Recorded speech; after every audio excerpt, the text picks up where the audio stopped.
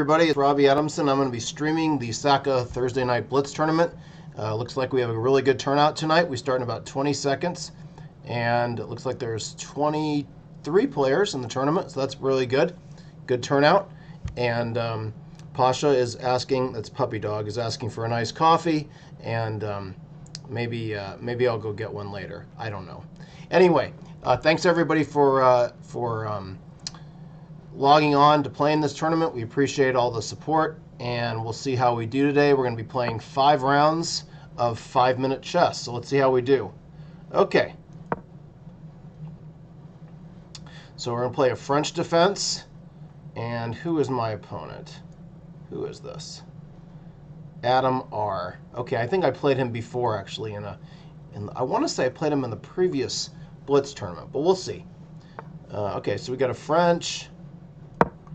And so he plays knight f3, a slightly unusual move unless he's going to capture or play knight c3.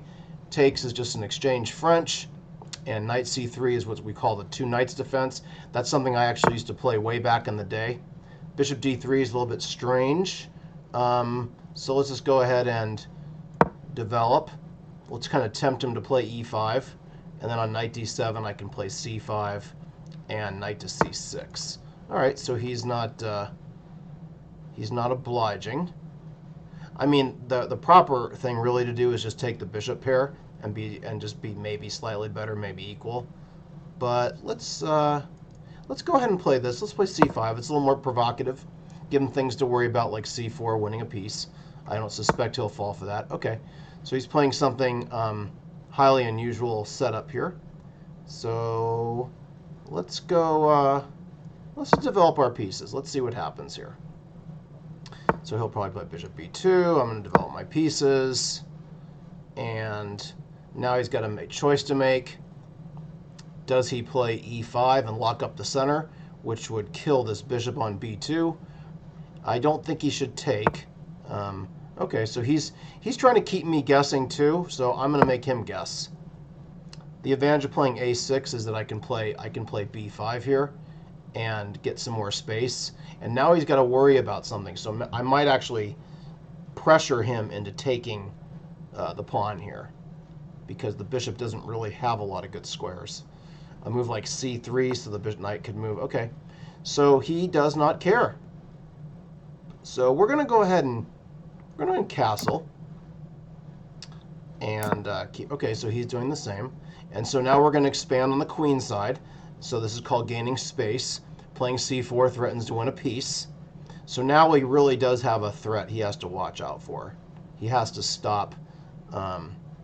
He has to stop what I'm threatening with c4.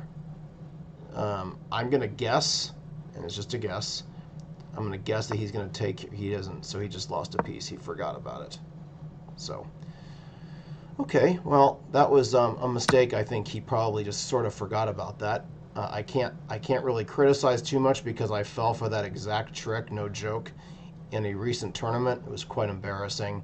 I had to sit there with me losing a piece, and just sort of just had to cover my face because it was so embarrassing what happened. So, okay, so all right, so takes. So he gets 2 pawns for the piece, but it's not enough. So now it's a matter of using your technique. Okay, so knight d7, knight d5.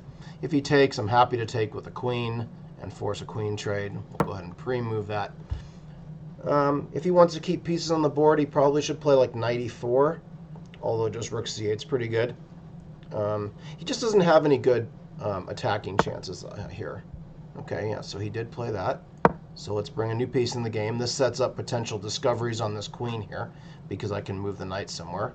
So now he's going to have to move the queen somewhere in order to avoid that tragedy.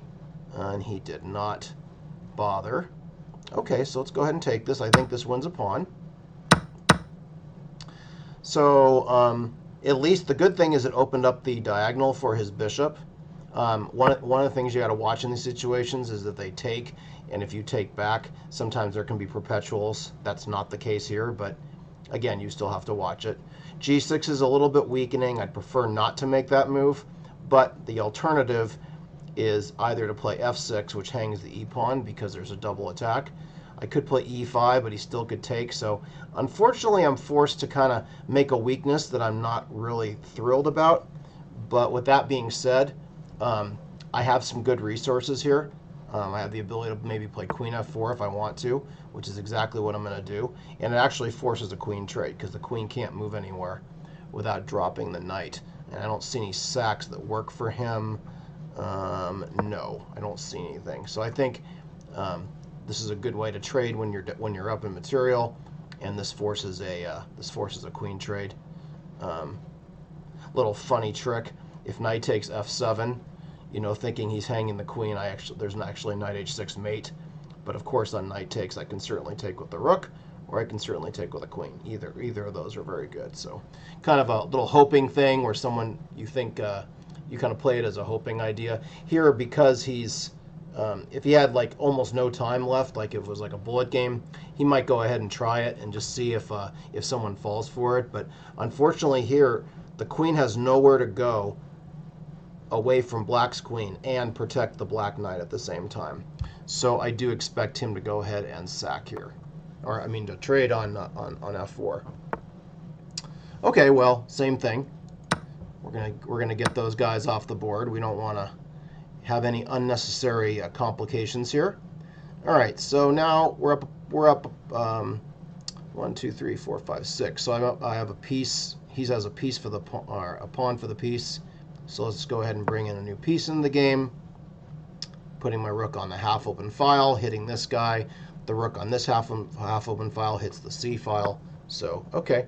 So maybe he's going to try something. I'm not sure exactly what, but I'm going to go ahead and I need to do something though. I'm going to go here.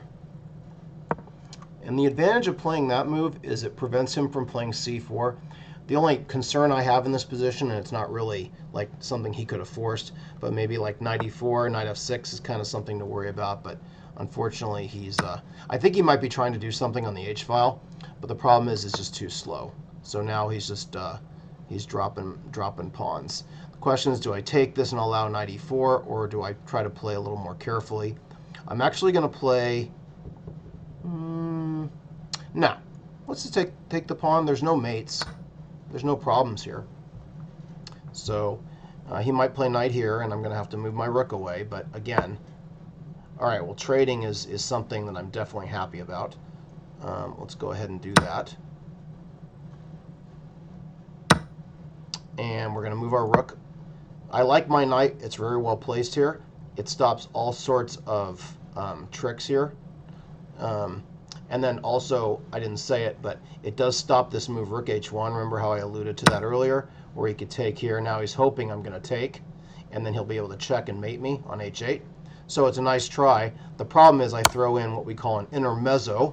We give him a check, and now where the king goes, now he has to drop the knight, and there's no way for the rook to get over, and he's stuck on the first rank. So this is a nice cheapo try, but it's not going to work as long as I'm paying attention, and my opponent resigned. Okay, so my opponent played kind of an unorthodox opening against the French defense, and just I think he sort of forgot about black playing c4. So okay, so let's see who else is playing. Let's see if these guys get updated. We've got a few games still going. We'll check out Rohan Matal, playing one of my students. So this looks like a really good game. It's down to a minute and a half each. 4, 5, 6, 7. So it's 7 pawns each. Black's a little bit worse here, just because the knight on. I mean, because white has the 2 bishops. G4 is sort of scary here. It actually threatens to win a piece. So black has to be really careful. H6 is a good move because G4 is actually threatening to kick the knight, and the knight would only have been able to go to H6, and that would have been quite weak. So interesting. Okay, we'll see how that game ends, and let's see who else is playing. Premier Chess, and this looks like a win for black. Black has 1, 2, 3. He's up a pawn, but more importantly, he's up a pass pawn, and the king is defending. There's no hope for there is no hope for white here. So this game should be over pretty soon. And this person does not identify themselves. So yeah, black can just go back and forth and run white out of moves basically. Black actually could play f5 here, and that would be that takes an h5.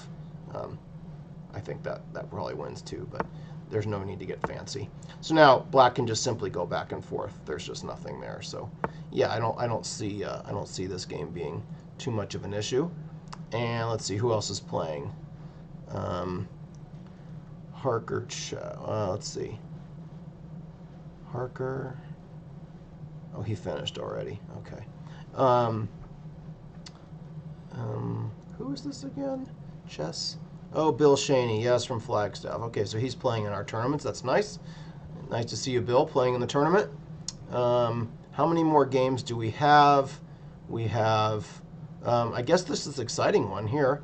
And then who is this? I don't remember seeing them play in the tournament before and not revealed.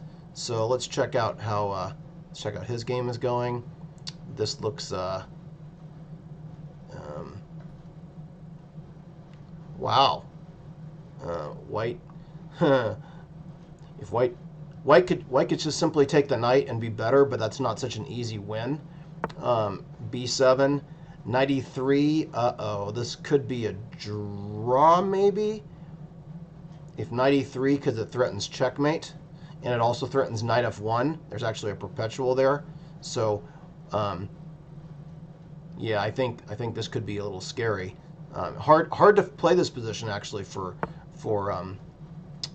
yeah, and so now I think knight f1 just leads to perpetual. Knight f1, king h1, knight takes g3.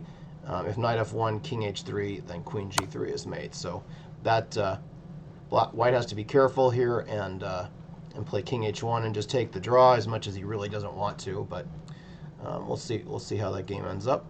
And let's see. Coach 1, 2, 3, 4, 5, 6 is still playing. Whoa! There's actually 20 seconds left each. We'll just stay here and watch this. He has to move. J Mart has to move much faster. He's got 13 seconds. He just hung something, like he hung two pieces actually. Okay, bishop takes e5, 7, CD probably.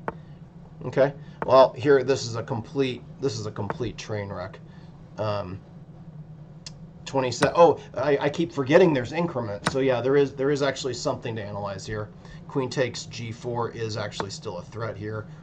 Queen takes g4, check is what I think. Oh, well that's a strange move. Okay, well, yeah. So unfortunately for J Mart, that didn't work out so good. But a good game overall. It comes down to the very end, which is nice. And let's see, how did that game end up finishing? They did draw, so that was a perpetual check. So we had two games in a draw because there's four halves, and this is the last game of the round actually. So yeah, unfortunately these three pieces are going to be too much for the lone bishop and this one measly pawn. But J Mart's fighting on. Bishop here is definitely something to consider. But unfortunately, there's just not enough here. And then white's going to play a5, a6, and there just is no. I know Jonathan's going to try to sack that pawn and stuff and take all that, but unfortunately he ran out of stuff. Just ran out of stuff. Probably just king moves and then bishop e4 or bishop d3 and bishop e4 will stop the pawn from advancing. Or he's going to play bishop c8 and bishop b7. That's actually technically more correct. So, yeah, so good games. All right, so that looks like it's the end of the first round. Is that right? Yes, it is. It is the end of the first round. Okay. Zach. Oh, hello, Zach. How are you, sir? The clocks are starting in 10 seconds every single time we play. Every single time. All right, you know what we're going to play? We're gonna play something new against Zach. We're gonna play b3. Okay, the Larsons. Okay, and give me a break. My goodness, yeah, right. Yeah, like you wouldn't try to beat me in 2 seconds if you could. Okay, so we have a Larson's attack here, And so we're going to play this. I get this all the time online. I play this on the black side, and it's sort of annoying to play against this system. But we'll see how this ends up. You know, he has doubled f pawns here, so we're going to try to play it more of a positional type of game. So we're going to go g3, and we're going to play bishop g2. All right, and then Zach probably will play c6 to defend. Okay, c5 would be aggressive. The problem is that if these guys come off, that is isolated, so he does have to be careful about that. I don't really want to. Well, I guess I could take here, and then allow f5. But you know what? We're gonna play it simple. You know, sometimes the best things to do in chess is to keep things as simple as possible. And so this is what we call an unbalanced position. And the unbalanced nature of it, or making it an imbalance, is the fact that he has a bishop for the knight. He has a bishop for the knight, but I have this pawn that I can potentially work on. So do I play a move like c3? It looks a little kind of wimpy, but it does solidify the center. There's no tricks anymore. So this is going to be one of those games where it's going to be very positional. It probably will not turn tactical. You know, jinx, jinx, jinx. But it allows me to kind of hold the center. And black obviously wants to open up the center, and so or open up the position because he has the two bishops. But it's easier said than done because this break right here is very difficult. Taking here with this pawn may seem like the right way to go, but actually I think this is better because now my knight can actually go to c3 and I can go knight f4. And that's a little bit on the annoying side. So we're going to go ahead and develop our pieces and do this. He'll probably play bishop e6, and I'm going to attack again. And he's going to probably play knight e7, which does allow me to take here, but you gotta check and make sure which piece is better. Knight e7 is the bishop better or the knight better? Clearly the knight's better. So we're not going to reward black. We're just going to keep developing our pieces, but we're going to make this a lingering issue for the entire game. We're going to try to exploit the fact that that's there. All right, so now we're going to play queen. Let's go queen d3 or d2. I'm going to go with d3. I want to annoy Zach with queen b5 if I can. If queen a5, queen b5, queen a3. I think I can just take on b7 if he does that. You know, I was a little bit worried about having some pressure here, but I think that's going to be tough. If Zach plays a move like a6 here to stop me from bringing the knight or the bishop, the knight or the queen into that square, I might have knight a4, which then allows me to hit the dark squares. Again, this is just a complete positional snoozer. It's just not that much fun. Okay, so Zach went aggressive. So what I'm going to do is I'm going to offer the queen trade here and see what develops out of this. Because here, he actually has to be careful because his pawns are a little bit of a sitting duck, and my pieces are, my minor pieces are pretty good here. Knight d6, kind of interesting because it maybe forces black to do something. I don't know what he's going to do here. Probably, you know what I would play here? I probably would trade. Okay, so he played rook c6. So I have options. I can take and play knight to c7. If I take and he takes with a pawn and I take on a7 with a knight, he traps me with rook a8. So I do have to be careful of that. Is knight c7 anything? Knight c7 is interesting because, oh, you know what though? If rook takes rook, if he takes with a pawn, I can play knight to c7. And I can fork these guys, and I can actually win this pawn here. So that might actually end up being what I do. Yeah, I'm going to go ahead and do that. We're gonna go ahead and do this, and we're gonna creep in here and fork these guys. So that does win a pawn for me. It is opposite color bishops when these guys come off, so I do have to be careful that I don't go into any kind of endgame in which he has good drawing chances.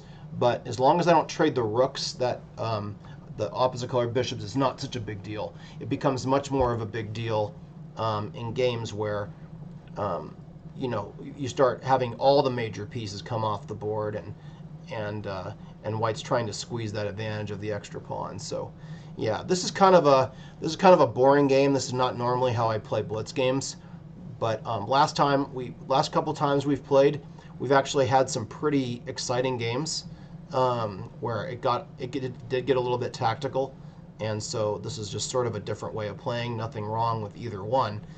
It's just that this ended up being a little more dry than I am accustomed to playing.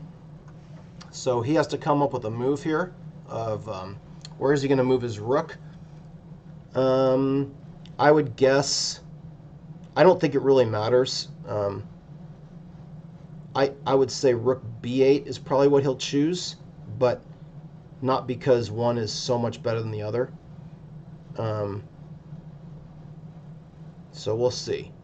He's giving actually this a really long think, so maybe he's got an idea here.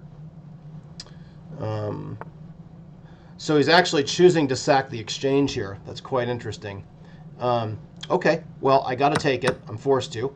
And then we're going to put a rook on the open on the half-open file. This is what we call a backward pawn.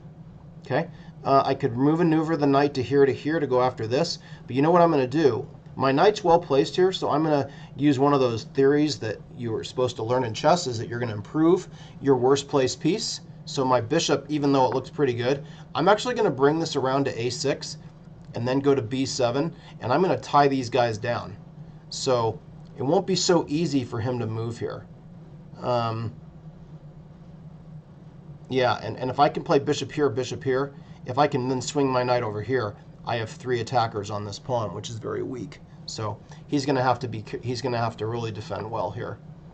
Okay, so here I can take on d5 and simply win a pawn because this is hanging. So we're going to go ahead and do that without really giving it too much thought. I don't really see any problems with that, so we're going to go ahead and do that. And now what? Yeah, this is turning out not so good for him. All right, so we're going to go knight c7. The reason we're doing that is we want to take here and then be able to take here. If he moves his bishop to d7, I'm just going to simply go back. And now I actually have a target. This is a target now, and he can't really defend. Okay, so I could simply, I can take it, which looks very logical. And then what I'm going to do is I'm going to circle my knight around. And you know, in blitz, or in chess for sure, but in blitz, having a knight on the board is fantastic because there's so many forks you can do. I can go knight c5 here and actually hit this guy. I can play knight b8 and he's going to play there. All right, we're going to go ahead and do it this way. And then, yep, we're going to take here, and then we're going to go here. And then rook c5 threatens rook a5. So now if he goes king c7, I have d5, which is annoying. And now I'm just going to go ahead and win this a pawn. And now he's in trouble. I would expect him to give up here because I don't see a way out of this.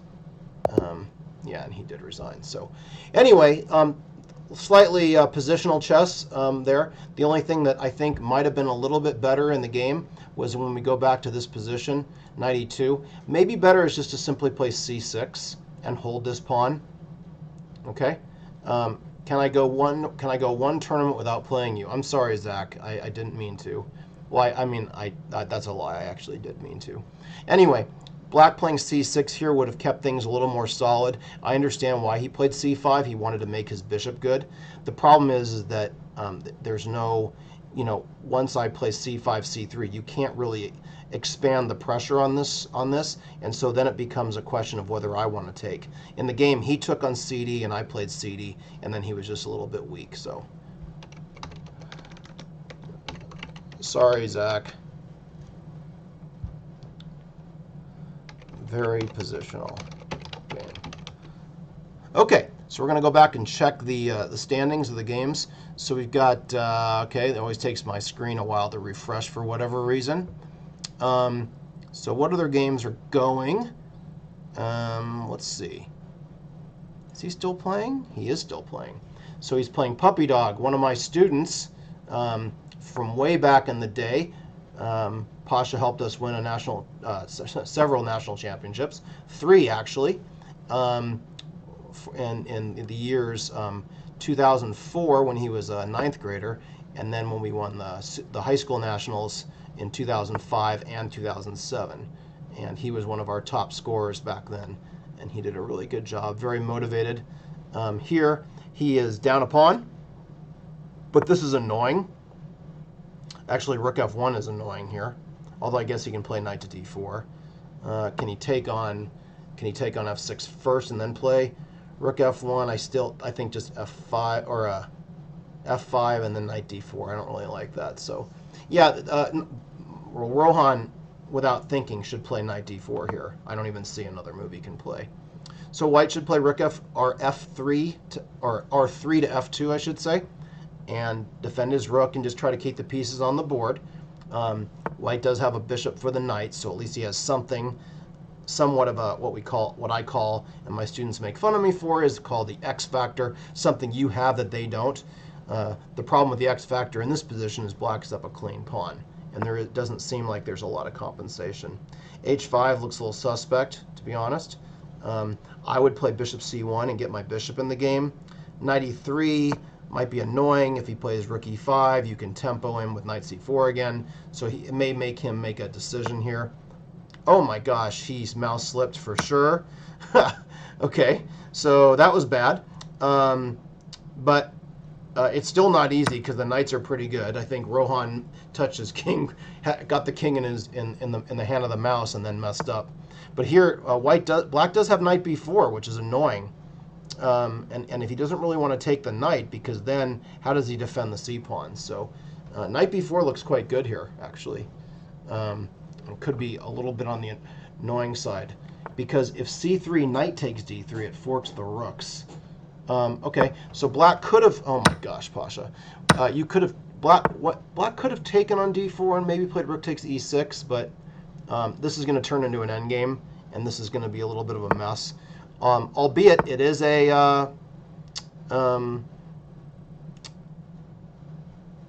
there is imbalances here. King h1. Good grief. Okay, well I guess he wants to play rook h2 and go for mate, but isn't that kind of a pipe dream? Isn't rook c? Oh my gosh, allowing knight f3, forking the rooks. Oh no, it doesn't fork the rooks. What am I talking about? I'm on drugs. All right, so I mean, what I would have played is just rook e4, and the knight falls. I mean, the pawn falls on c5. So yeah, I don't know what I was thinking. But rook e4 still is good. So is rook h4. Same thing. Pasha might be trying for king g2 and going for checkmate. Okay, so here we can't take on d4 anymore. Knight f4 check is annoying, but I don't really see much. Rohan's going to have to deal with that, so he'll probably take this. Now he can take on d4 and take on d4 again with the rook, because that was hanging. Yeah, now we have we kept kind of a mess here. This increment though really is different, man. It's a different. If you've never played with increment before, it's very much a different skill, because anything can happen. All right, so here, knight d5, okay, and so Pasha can trade rooks after king g7, and then play rook d6 or rook e5, whatever. Yeah, okay. All right, king f3. Knight takes c2. This is gonna be a little bit of a crapshoot, actually. I'm not sure what's gonna happen here. Maybe, I mean, from a practical standpoint, I mean, white should still be winning, but this is all of a sudden kind of crazy. This increment, I'm telling you, king e4 would be a strong move here to hold the pawn, and then you can take the a pawn later. That's a nice move by Pasha. Maybe g4 here. If rook a7, g3. Now it gets complicated. Now this is a hard call for Pasha. Pasha made a nice move. He did move his rook over to g8, and now he's going to win that pawn. I give him the tickle and play rook g6 check first, but oh my gosh, that's a terrible move. Okay, Rohan really screwed this one up. And now Pasha can simply sack on the knight and then have a winning endgame. But, yeah, now he's going to make it hard on himself. Not so easy. Oh my gosh, and he hung the d-pawn. All right, the increment, remember, when you have the increment, it means that you can, you still have choices. Okay, so maybe b4 here. All right, this is a little bit on the disastrous side because white has, you know, what's interesting is people play with increment and they get all nervous when they have the increment. But really, that should be a saving grace for you. I still would have played king d5 last turn because I would have liked to check. All right, so king c4. I don't think this is winning for black. In fact, I'm quite sure it's not. Okay. This is almost zugzwang, by the way. It's kind of interesting. Yeah, I wouldn't have done that, but okay. All right, you need to move your rook back over to h1 and give a check from the side. This is definitely equal, but this is definitely equal. I'd play rook h6 and stall, or not stall, but just repeat the position. I think this is a draw, actually. But Rohan doesn't like draws. Of course he doesn't. But he can keep checking and then go back. He can go back to h6 and stuff. So what's interesting is even though the ratings are way, there's a big spread between the ratings, Pasha is rated over 2,000. So this is actually very close in strength. And they drew by repetition. So, all right, interesting. That was an interesting game and how they finished. Let's see if there's any other games. And I guess not. I guess that was the last one. And I played Jared already before. I played him in, I think we've played 2 of the Blitz tournaments so far. So we're going to play again. We're going to go ahead and play Knight of 6 again. Last time he played the London. See if he ends up playing something similar. All right, we're going to try c5 and see if we can mess with him. All right, I think this is what we played the first time we played. And so we're just going to kind of copy this, it looks like. I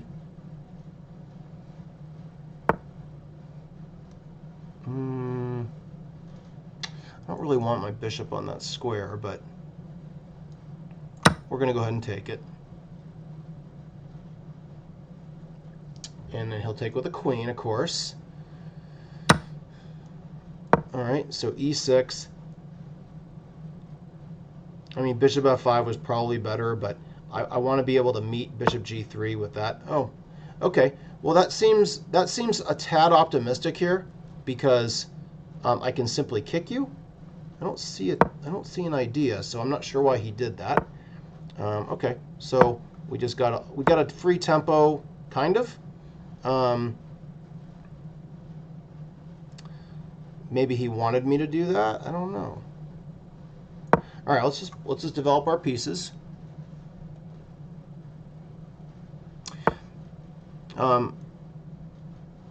Okay, this is sort of a boring position. All right, I screwed up. I actually forgot about that trick.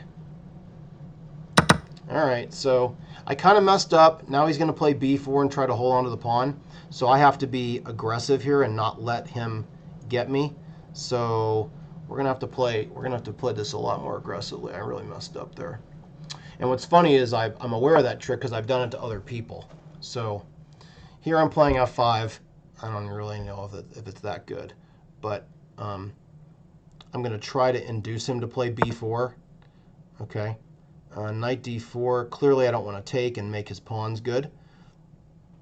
So do I want to go here or here? I think we're going to go to e5. I think he'll play b4. And we're going to play bishop d7. I think he's going to defend that pawn. I mean, otherwise, there's no point of taking on c5. Okay. All right. So I'm going to have to play with. I'm going to have to play for pressure this game. And we're going to try to go. We're going to go. Yeah, I want to play b6 at some point and weaken this guy. So the question is, which rook do I move? We're going to make use of these guys.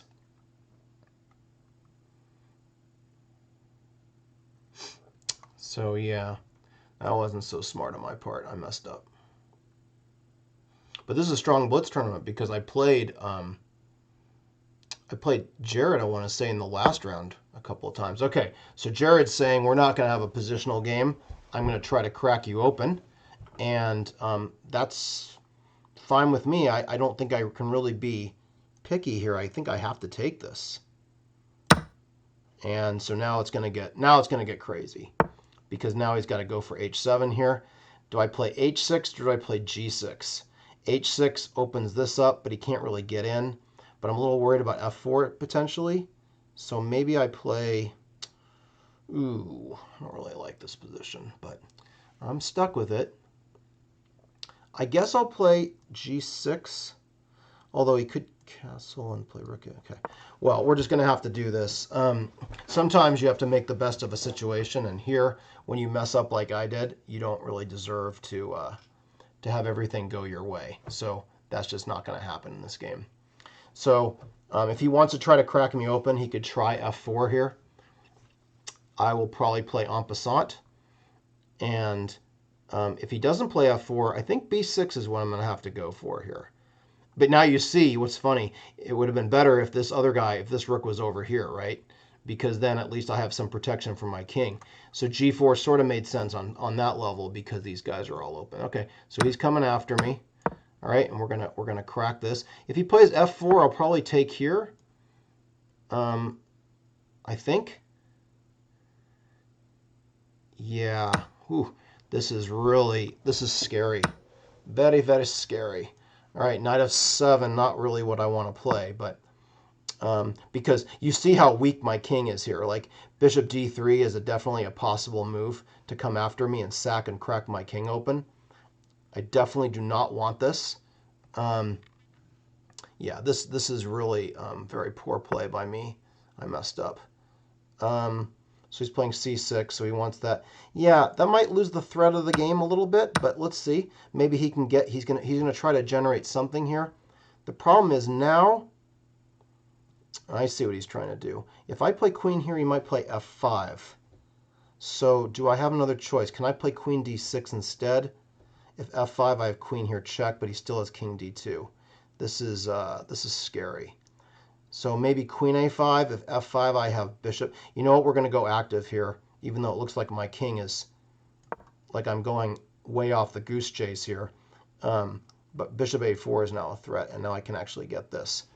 And I can try to survive this. This is not so easy. This is definitely one of the most trouble I've been in these Blitz tournaments. So, all right, now if I do nothing, he's going to play rook g1, and he's going to sack, and he's going to have a parade on my king, on my grave.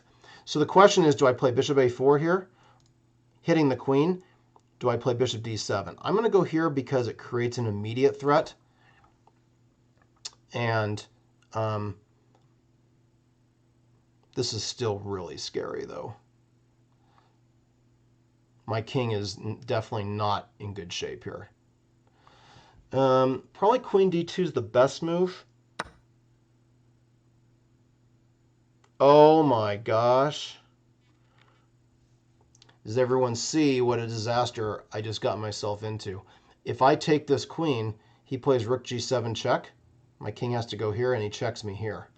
So, yikes. If I take this guy, I have to confess I didn't see this at all. We're going to have to take this guy. I can't run, so I got to block with a knight. He has knight g5 check. King g7. And if he checks me again on e6, I might have to take a draw, actually, by repetition. Unless he finds a sack here and can play queen c1 maybe. But let's just hope he doesn't do that.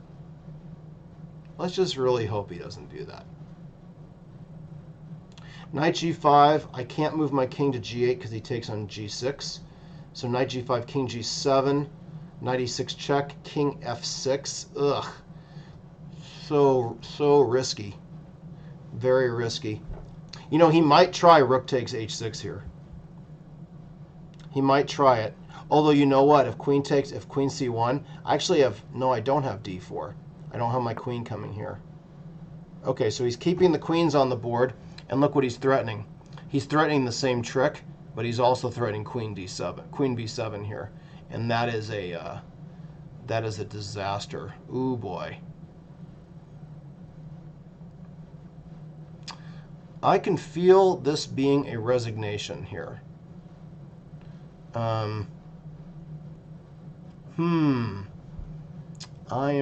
I think I'm losing this one.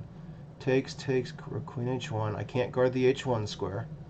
No queen move stops rook h6 and queen h1. And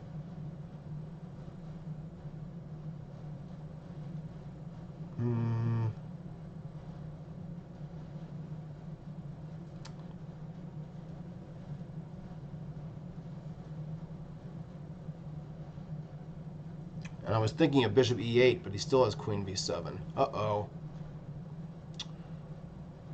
I do not see a way out.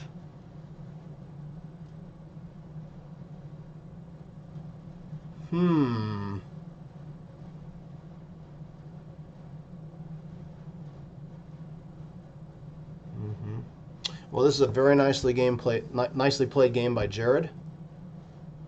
I think we're going to have to chance that he doesn't see it, but I mean, he's going to see queen b7. It's just too easy to find.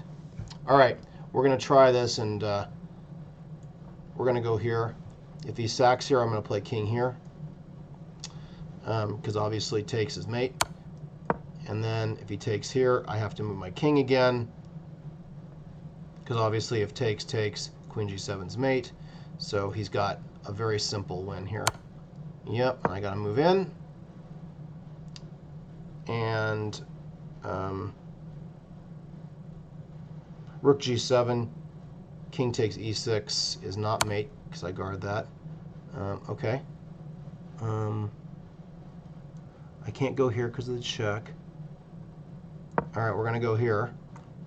I don't really have a choice.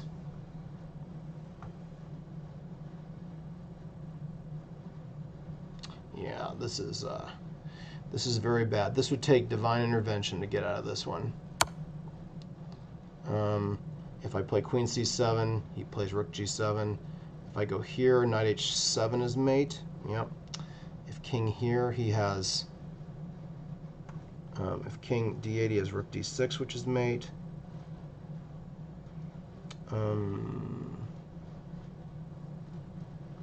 If rook c7, he just has a simple queen takes rook, and I got no threats. If bishop d7, he's got check, and he's going to take this. I can't do that, so we're going to have to try rook c7 and just hope for the best.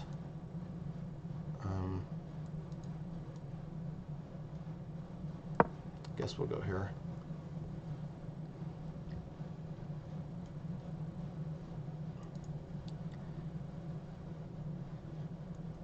I mean, he has many wins here. Taking on c7 is the simplest, though. Yep. That was a disaster. Well, Jared played very well. He got a very nice attacking position, and I got careless. I obviously hung that pawn. But I'm pretty sure that maybe h6 was better. Maybe h6 was better. Maybe I could have done it that way. But anyway, now we're just going to have to go down in flames. But we'll try it. What the heck? We'll go here, I guess. Trying to avoid trades, but this is just dead lost. Yeah, we'll go here, I guess. Maybe I have a stalemate trick or something I can try. I wouldn't count on it. This is, doesn't seem to be stalemate stuff here. But we'll see.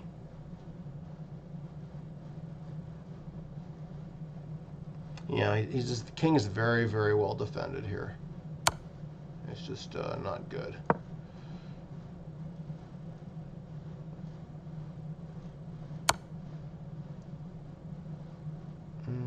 I got to go there to defend my bishop.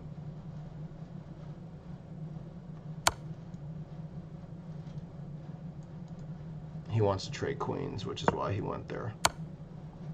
Yep.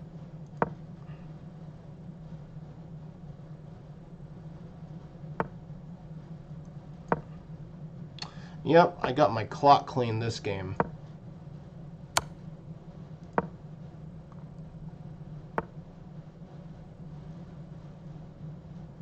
I will resign. Congratulations, Jared. Nice game.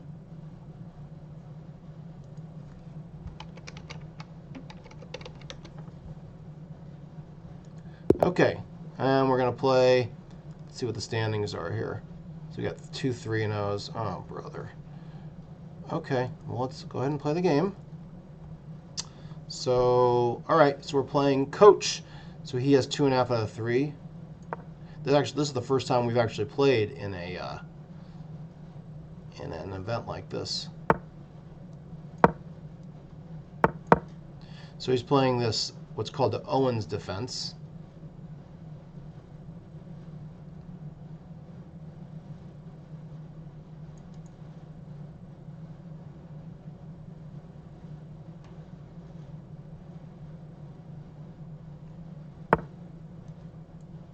All right, so he's trying to play. We're going to try to join his BS by playing this.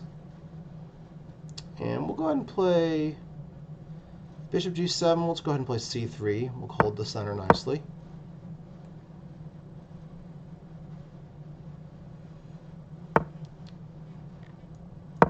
Yeah, so the disadvantage of playing a move like H4, H5 is that it gives a piece of hole on G5, and it's not so easy to get rid of him.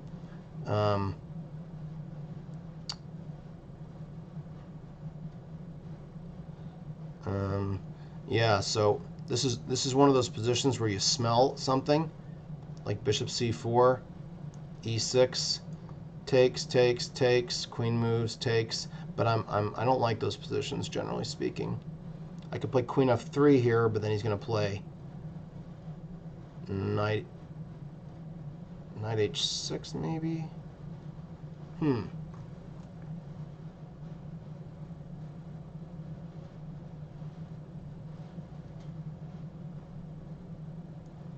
We'll give him a choice. He can play E6 and worry about me possibly sacking, which I'm not going to. Or he can play Knight H6, which is that's potentially more of an issue for him. Hard to get rid of this knight here. That's one of the nice things. All right, so we're just gonna complete our development. I don't really want to play. Well, I guess I can play Bishop E3. I can defend. He can't really play Knight G4 anyway. And now he has a hard choice to make. He's going to have to find E6, perhaps. I can't take and play Bishop G5. Nope, that doesn't work. C5. Oh boy, is he asking for it. Yeah, this is definitely asking for it because he's only opening up the position to my advantage. Bishop C4. I guess he can castle, so I guess it's not that horrendous, but I would be scared as heck to play this position for black. Because here, the nice advantage of putting this pawn here is I maintain the center. Black doesn't have a really good way to, he doesn't have a really good choice here. So castles, so now Knight G4 is a threat. So we're going to go ahead and defend this guy. I don't want him to get my bishop. G4 is a possibility, although it doesn't matter. It does involve like HG, H5. That's a complete mess. If it was a bullet game, I'd do it in 2 seconds. But maybe, you know what I do is I set it up. Maybe I play Bishop C4 here. And I set up G4. Because it's hard to play a move like E6 here. It just is. Hard to play it because you see the sacks. You're not sure if it's good. If E6 takes, Queen takes, King H8, Queen takes G6. Or Queen takes G6, Knight F6. Is there a mate there? I don't see anything. So we're just going to play the obvious move. We're going to prevent him from playing B5. So now I'm trying to positionally squeeze him here. If you guys don't think I want to play G4 here, you're crazy. I want to play it really bad. Um, since I'm out of contention for winning the tournament, I guess it would be nice to just to try to go for the kill here. Although strategically, I don't think that's necessarily the best way to play this. But he's the one that has to find a hard move. So G4 is one of those moves that you only play if you know it wins, and or you see he doesn't have anything. You know, G4, HG, H5. It threatens GH or HG. So you got to take again. Rook takes, knight f6. We could sack. Take on f7. It's just a mess. Yeah, so he had to play this, and now I have to calculate what we were calculating earlier, which was bishop takes, pawn takes, queen takes, check, king over, queen here, threatening mate. Knight f6 is the threat, and is there a win there? You know what? I'm just going to do it because I think that you got to do it. By the way, knight takes e6 is also a threat because if the queen moves, I got a discovery. But I don't want the two pieces for the rook. I want more than that. I want to go for more here. So yeah, what I do see here, by the way, is I'm getting 3 pawns, and I've got knight e6 at the end. So what's going to happen is take, king h8, queen takes g6, going for mate. That forces knight f6, and then knight e6 here hits the queen and threatens mate. Wherever if he moves the queen to defend, I can at least take the rook, if that's what I want to do. But actually, I forgot he could play knight f7 here, which actually is probably maybe. How many pawns do I have here? If I win the G pawn, I've got 3 pawns for the piece, so that really should be enough. All right, so he correctly makes that move. So let's go ahead and win another pawn. And so maybe queen f6 is what he's going to try here. Maybe takes, knight e6 doesn't do anything. If he plays queen f6, I mean, oh, he can't even play queen f6. I'm on drugs. Yeah, now knight e6 is just lost because now there's checkmate and there's the queen. So he should resign here. So yeah. Yeah, one of those positions where you give yourself too many weaknesses. I think c5 was probably the fatal error in that game. Or not fatal, but it got him down the wrong path. He created too many outlets for me to play. And yeah, so this is just lost. So okay, so let's see who else is still playing. Let's see. Oh, these guys are still playing. So maybe I do have a chance to get in there. I can, if depending on who wins. So Premier Chess. This is a So Jared has a nice advantage here. So he is better here, isn't he? So white has a hard call to make here. Exciting game. Let's see what else we got. Jarmax. By the way, f4 is a very good move here. Black does not have time, or white does not have time to allow him to just go after him. Yeah, this is yeah, I think he's got to try it, but here he can't really take back with the knight. Yeah, he's correctly sacking. The problem is I think rook takes b2 is just really strong here because it threatens to win a rook, and it also threatens take on e2. So if rook takes b2, rook e1, or when I should say rbe1, and then black just has to maybe just take back the pawn on e5. I think this is just lost. So Jared should have 4 points after this, I would say. Yep. All right, so takes. Maybe rook f2 you want to play. I just don't see. I don't see it. DE's the smart move here.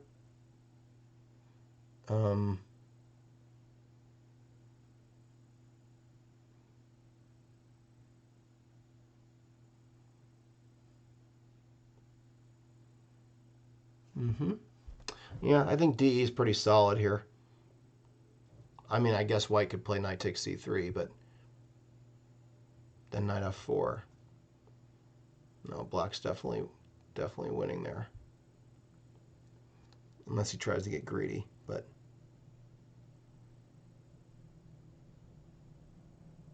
Yeah, it's a shame to lose the c-pawn. You don't want to. But any other move is it's just taking a risk you may not really have to take.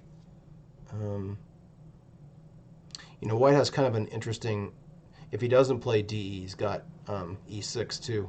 E6 takes and queen F3. That could be a little annoying because it hits F7 and F8. Still think black can survive, but in Blitz, all you want to do is give your opponent time to find the right way. Any other games going? Let's see how everyone else is doing. Can I click on this? Nope. I want to click on. Oh, I gotta close this. That's why. And let's see. What's going on here? Why can't I get to the? Oh, here it is. Here are the standings. Okay. Maybe my computer locked up because this is way too much time being spent. No, he took all that time to play that move. That was not a smart decision for Jared. I'm not sure why he did that. I mean, if I'm white here, I play E6, and it's scary as heck. Or queen F3. Yeah, now he's got to move his queen back to like B7 or something.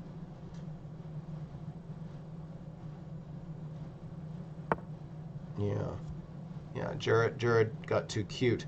I mean, just simply taking the pawn was the right way. Now E6 is a problem because he can't take because of queen F8 mate.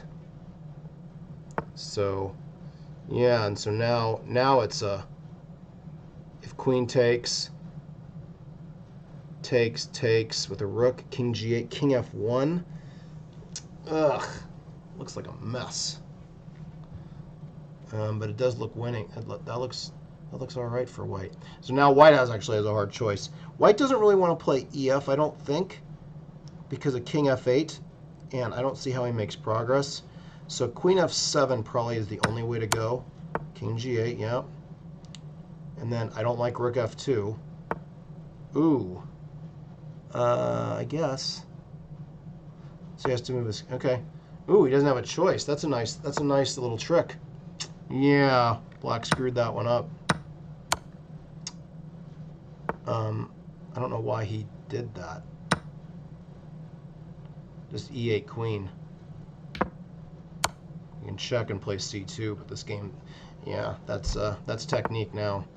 And then king D2. Yeah, Jared messed that one up. Looks like. Yeah, I think he overthought the position, and that sometimes happens in chess. You do overthink the position, and things don't quite go your way. So yeah, tough game. And he did lose on time. Yeah. All right. Any other games going? We got. Are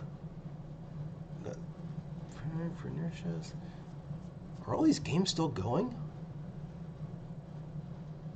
I'm scared to hit refresh because I might lose the games and stuff. Well, I don't need that. I just need this. So yeah, maybe my internet is not working so well, or is not refreshing very nicely because clearly a lot of games are done. And if I hit refresh,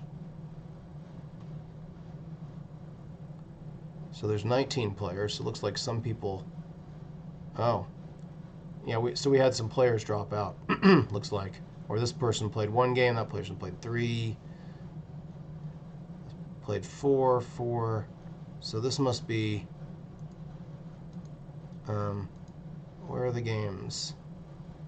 Where are the games? Well, we're just gonna wait and see because obviously someone is playing. Checking.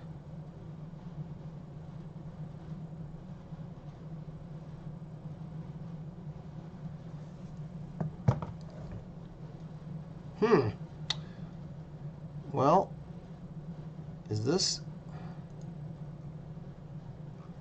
Okay, now it finally refreshed. So yeah, so it looks like I have to win in order to tie for first.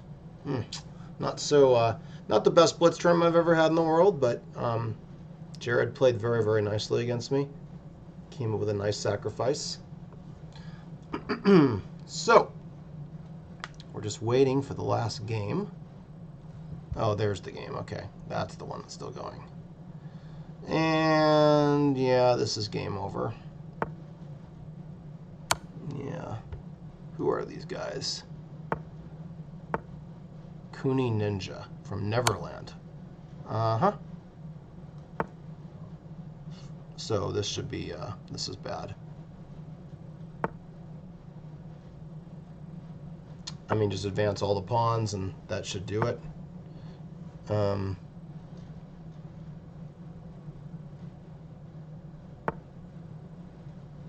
Yeah.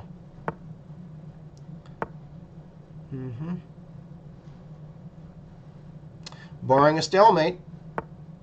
Looks like White's in command here. And knight c6. And knight d8 wins the queen. And yep, this is game over. Yep, a6. I guess king b6 or king c6. It doesn't matter. I mean, everything's winning here, so king c, yeah, and then just rook c7 check. Rook c7. Oh, isn't that cute? And he goes for mate. Well, he could have won the other way with could have won the other way. So all right, so that was that last round of that game. So it looks like it's the last round. Are we actually done? We are. So looks like we got last game to play. So money. This is the money round. See if I can try to survive this position or survive this game, and see if I can find some moves. Okay, so he plays this.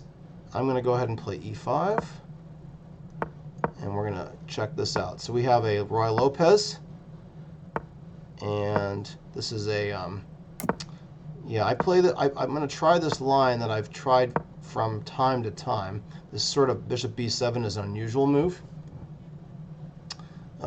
And so, yep, rook e1's a standard move, and then it's bishop c5. And then they usually play c3, and then you play this move d6. And if they play d4, you just come back to b6. And this is a little bit strange.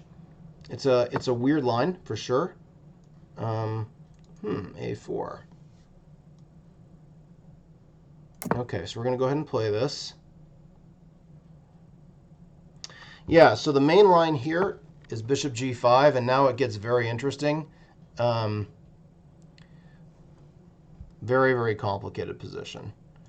After h6, there is some funky, funky stuff. If bishop h4, g5 is quite interesting. The sac is okay. So he didn't want to go into that. So that, yeah, it's a very, very, very fancy line. Very, very fancy line and strange. So now it's always a question, do we take with a rook or take with a bishop?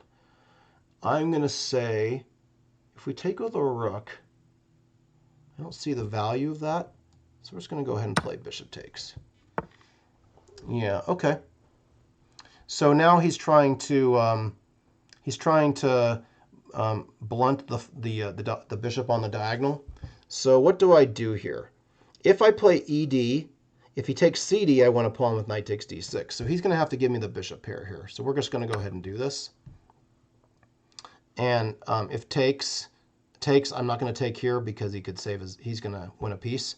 So I think he has to take with a bishop here. He has to do this. And yep. Yep, okay. So here I have the two bishops. But he has a nice center. But the advantage, of course, is that with the two bishops there, the pawns are a little bit weak. So we're going to go ahead and go after these pawns. If he plays knight c3, I'll play b4, so that would be good for me. Okay, queen d3. So what he intends on doing is playing knight d2. That's a nice placement of the pieces there. So what do I do here? How do I increase my advantage? Because I am a little bit better here. That's just known in these positions. You know where I'm going to go? I'm going to go Queen G. Well, a second. Queen G6. I want to play D5. That's the move I really want to play. But here's Knight E5 in that position. Well, this is a more difficult decision to make. What do I do here? Or do I think outside the box here and play G5, threatening G4? Make him make a move like H3, which might not be what he wants to do, but we'll see. If I go Queen G6, he's got Knight BD2, and if D5, he's got Knight E5. And if I take on E4, he takes on G6, and I can't take on D3 because the rook hangs. Or can I? Wait a second. Oh no, my rook is defended in that line. So if Queen G6, ED. Oh, but then he has queen. He has queen there. But could I'm not going to sack that. Okay, so those are definitely some options. Queen F4. I don't really like that. We're going to go G5. We're going to think outside the box just a tad here and see what we can do. If he plays H3, the question is, do I play H5? That's really kind of it's kind of aggressive. Yeah. So Queen G6, Knight BD2, D5, Knight E5. If I take DE and he moves his queen, I can sack on E5. But I don't really think that's good. Queen F4, Knight BD2, G4. No, I don't like that. There's G3 there. We're going to go ahead and play H5. Hey, it's Blitz. What the heck? We're just going to go after him and see.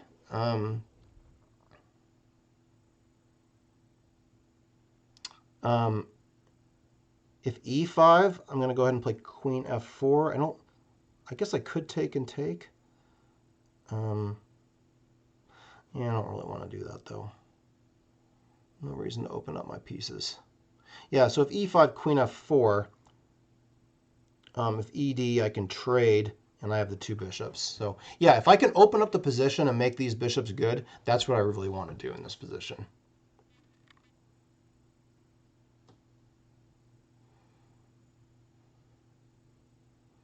Yeah, this is a hard call for him too. Because if the position does open up, the bishops will be good. There's no question about that. The question is there anything else?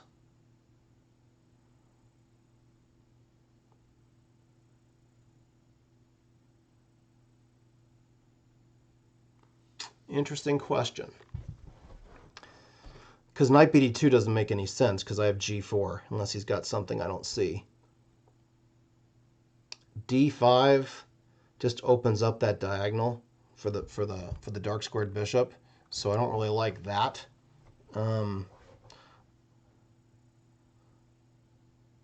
Actually, on D5, I could probably take on B2 too, actually, but there's no need to. If D5, I can just move my bishop back to D7 probably, and that supports G4, and then he still has to worry about the B pawn. Yeah, so this is definitely a critical moment for the game. All right, so that's what he did do. He was definitely worried about that. I'm going to go ahead and go here, although really I should take a look at this. Takes NB2, knight moves, knight takes G5. No reason. Let's not make it more complicated than it has to be. This position already could get very complicated. Yeah, so now the B pawn is hanging, and G4 is a threat. Yeah, so he's trying to trade queens here. Normally I wouldn't be opposed to that, but we're going to go... See, this bishop defends this, which is nice. I'm going to go here, and that threatens... yeah, that threatens rook takes E4 here. And note, by the way, that G3, which would almost trap my queen, doesn't work because I can simply play queen takes. So that doesn't work for him.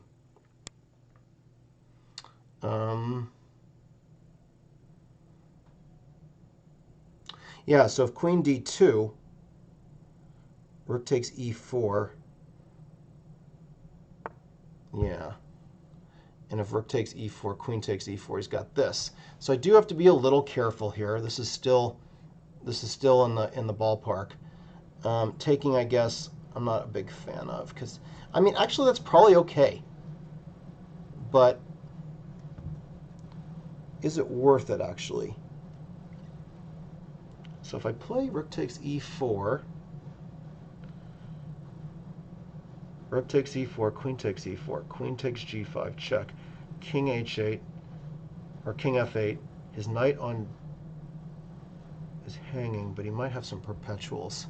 Yeah, we're just going to go ahead and do this, and we're going to go for this. Okay, interesting. All right, so we're gonna do this. We're threatening g3, and now we're probably gonna, if he plays g3 himself. Okay, that's fair too. I could play b4 and limit the knight from moving. Actually, looks like a really good move because I have bishop to b5 check. If he plays knight c4, I have bishop b5, b3. I'm going to go ahead and do this just to get my bishops active here. Yep. Smart. And so b3 is his only move. Well, it's not his only move, actually. We're going to go ahead and go here. I want to create a threat by being able to take on b2, winning a pawn. So here he has to make a choice.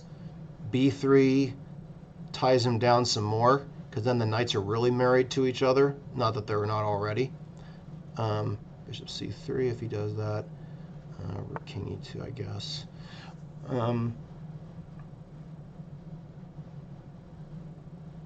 My instincts tell me to play bishop c3, actually. He can't move the knight. He could move if he plays rook e2. I have rook there. The question is rook a8 better? I'm just going to go here. We're going to gamble. If rook e2 takes, I do have a... Okay. That's not what I was expecting, but okay, we're going to move a new piece in the game. I want to create some problems for him here, because now I'm threatening to take on d2. Okay, if I take on c4, rook, I don't want to do that. But rook b2 maybe. He can't really defend that pawn, can he? We're going to do it. We're going to try it just for the heck of it.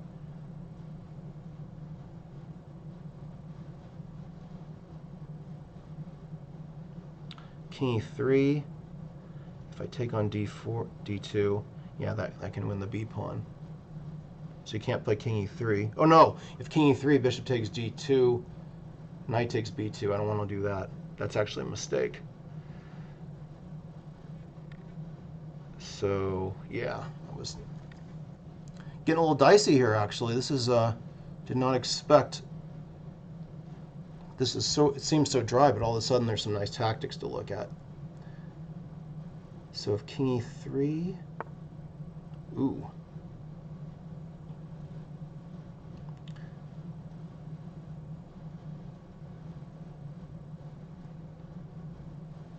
All right, we're going to go ahead and take this. Oh no, we can't take it. That's the point. All right, we're going to go there. We're going to get off of some of those potential checks.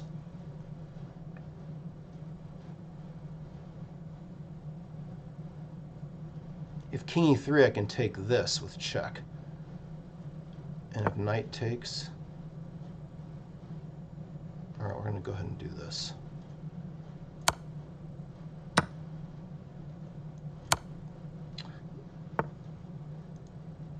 Okay, so we can take and take there. We can play rook. Let's go ahead and grab this guy. And we're going to take. We're going to take this guy and play b3. If he takes, I have a winning king and pawn ending, I think. I don't think that works.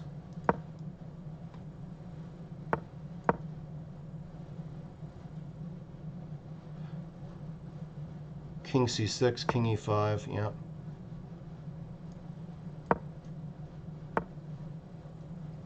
So f5 does win here.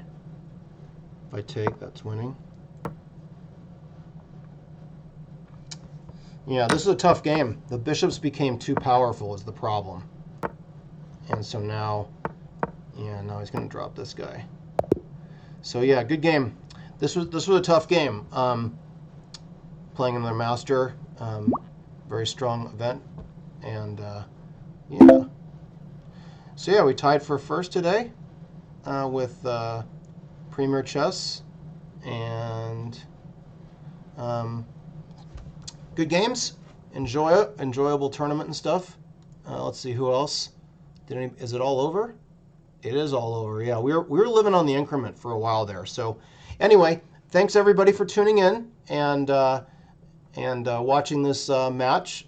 There was actually some exciting matches. I got pretty killed, so that's probably a really good game to learn from my standpoint, and to be a little more careful when I'm playing. So thanks all for doing this. SACA, Southern Arizona Chess Association, thanks for doing this.